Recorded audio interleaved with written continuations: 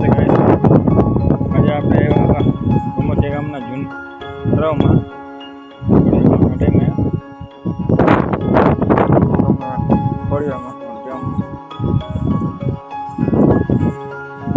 આપણે જઈએ ખોડિયાર દર્શન કરવા.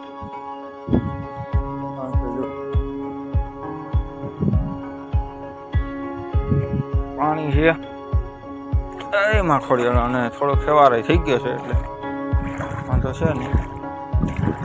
બરાબર, આ પુલિયો અવાર બન્યું અને આ તમે ગમોચેનો ડેમ છે જોઈ લેજો. આ તો હજી ખાલી સિંકો જ છે.